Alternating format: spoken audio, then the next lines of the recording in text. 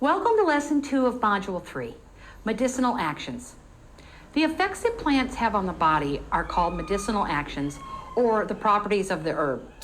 Learning these actions can seem daunting, but as we go through the course and meet the herbs I've chosen, we'll go through the plant's actions together, and you'll have downloadable monographs for each plant to guide you.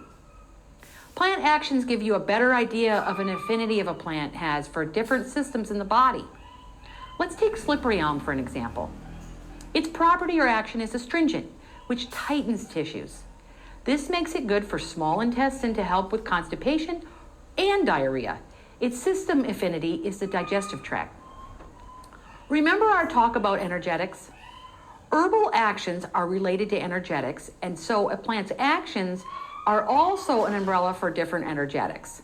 The different energetics of hot, cold, damp, dry, lax, and tense can fall under many of the same herbal actions. For example, the anti-diarrheal action can have both a drying, warming, and cooling herbs under its umbrella. Herbs can have primary or secondary uses. For example, an herb that you probably are already familiar with is chamomile. The two main chamomiles are Roman and German.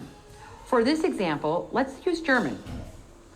German chamomile is an antispasmodic that relaxes the digestive tract and helps relieve tension in smooth muscle tissue. It's also called a carminative, which reduces gas in the digestive system. The taste of chamomile is bitter energetically, and that stimulates the digestion with the release of digestive enzymes. As I said in Module 2, herbs treat the whole body with their primary and secondary actions, as well as their synergistic abilities. In the list of actions I'll go through in just a moment, I've only included actions that are relative to this course. If you want a more complete list of actions, check out the resources section that's included in your downloads. Like the constituent list, actions can be a bit overwhelming, but as we move through the course, you'll start to use herbal actions in context, which makes them easier to understand. I found this way is the best way to familiarize yourself with this herbal language instead of trying to memorize all of them. The first herbal action is an adaptogenic. Adaptogenic herbs help the body adapt for internal and external stress. Some familiar examples of these are burdock, cleavers, dandelion, and nettles. Adaptogens work the whole body and support the vital force by supporting the elimination systems, balancing glandular functions, improving digestion and immune function, as well as tissue renewal. The next action is an alterative. Alteratives gradually restore health function to the body. They do this by purifying the blood, boosting the elimination systems, and help with nutrient assimilation.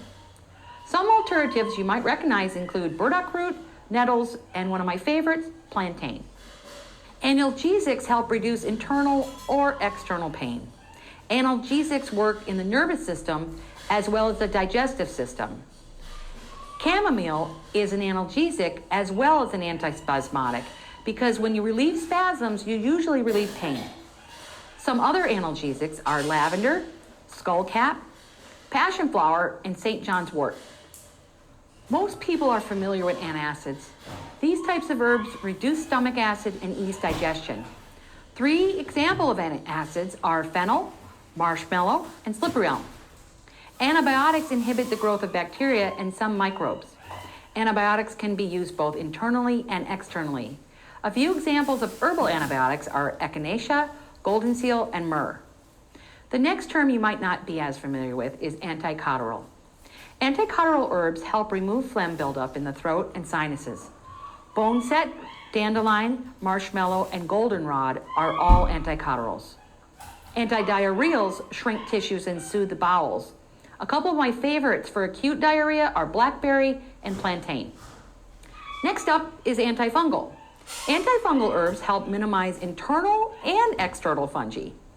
Antifungal herbs include calendula, echinacea, and garlic. Antiemetics reduce the feeling of nausea and help prevent vomiting. Antiemetics include fennel, meadowsweet, and peach leaf. Antihistamines are also very popular in conventional medications for dogs, but unlike pharmaceutical antihistamines, Herbal antihistamines are gentle and non-sedating. Antihistamines work on histamines in the body to help relieve allergic conditions like seasonal allergies. Two antihistamine examples are nettles and eyebright. One of the most important herbal actions is anti-inflammatories.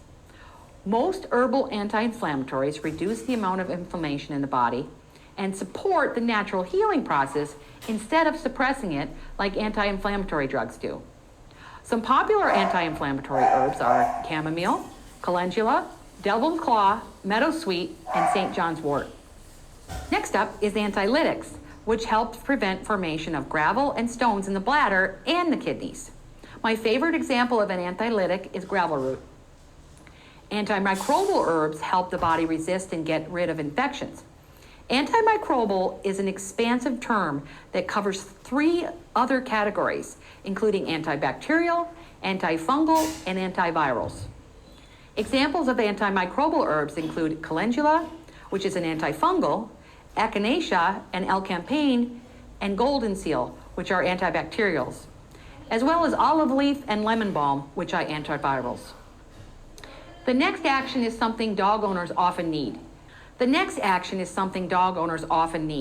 An antipyretic. Pyritic mean itching, and antipyretics help control itchiness. These types of herbs are mostly used externally in a spray, a soak, or a bath. A couple of examples of antipyretics are calendula and chickweed. Antiseptics are also popular in modern medicine. Herbal antiseptics aren't common, but there are a few that limit the growth of pathogens. Barberry and thyme are examples of antiseptics. In case you haven't noticed, we have kind of an anti-theme going on here, and the next one up is antispasmodic. Antispasmodic herbals relieve and prevent spasms by smoothing muscles and relaxing tissues. Popular herbal antispasmodics include chamomile, cramp bark, skullcap, and vervain. Next up, sounds like something you would order in a restaurant, but it's an appetizer herb. Appetizers stimulate the appetite. They include chamomile, fenugreek, and lemon balm. Astringent herbs are high in tannins and have a slightly constipating effect. Astringents are best given in small amounts when you're using them internally. Astringents help reduce fluids, and they tighten blood vessels, mucous membranes, and tissues. Examples include agrimony, cranespill, L-campane, eyebright, goldenrod, plantain, and yarrow. Okay, so let's press on to the B's. Bitters. We've covered bitters in the constituent list. They stimulate the digestive system and support the whole digestion process through their bitterness. They can have laxative and diuretic effects on the body. Bitter herbs include barberry, boneset, chamomile, and dandelion. Carminative herbs have a high volatile oil content, and they work with the digestive system to help relax the stomach and eliminate gas from the digestive tract. Carminative herbs include catnip, chamomile, fennel, garlic, and peppermint. Demulcents have a high mucilage content. Mucilage is a watery substance that's gelatinous and slippery. Demulcents soothe and protect internal tissues and provide relief against irritated mucous membranes in the bowels, also in the urinary tract and the entire digestive tract. Demulcents examples include mallow, marshmallow, mullein, and cyprium. The next actions sound like a British cookie. Digestives work in the stomach and the digestive system to help normalize their function. Examples of digestives are chamomile, fennel, meadowsweet, and peppermint. Diuretics are your go-to herbs for removing fluid in the body. Diuretics can work with the kidneys, liver, and vascular system by increasing secretions in urine. A few examples of diuretics we'll talk about in this course are burdock, cleavers, dandelion, gravel root, and parsley. Herbal emollients protect, soften, and soothe the skin and help skin oil balance. They're used externally. When emollients are used internally, they're known as demulcents, which we discussed earlier. Examples of emollients are borage, chickweed, and plantain. The next action is popular in late fall and winter for respiratory issues, and it's called an expectorant. Expectorant herbs thin and loosen mucus from the respiratory tract. A few examples are grindelia, L-campane, mullein, and pleurisy root. The next action is hemostatic. Hemostats are a type of astringent that stops bleeding. Examples of hemostats are yarrow, cranesbill, oak, and witch hazel. When you use them externally, hemostatic herbs are also known as stypics. Laxatives do just that. They lax. If you remember the discussion on energetics from Module 2, laxatives relax the bowels and cause them to empty. Laxatives are classified in 3 groups. Bulk laxatives that help move materials through the digestive system, lubricant laxatives that lubricate the intestines, and stimulate laxatives that can be mild or severe. Laxatives can also be called aperients. Aperients are mild laxatives like dandelion. Examples of safe laxatives that we'll touch on in this course are burdock, cleavers, dandelion, flax, and yellow dock. Hold on, we're coming into the home stretch here. Next up are nervines, with the emphasis on the root word nerve. These herbs work to tone and strengthen the nervous system. Examples include California poppy, chamomile, lemon balm, milky oats, skullcap, and my favorite, St. John's wort. Nutritive herbs provide proteins, carbohydrates, vitamins and minerals, and fats.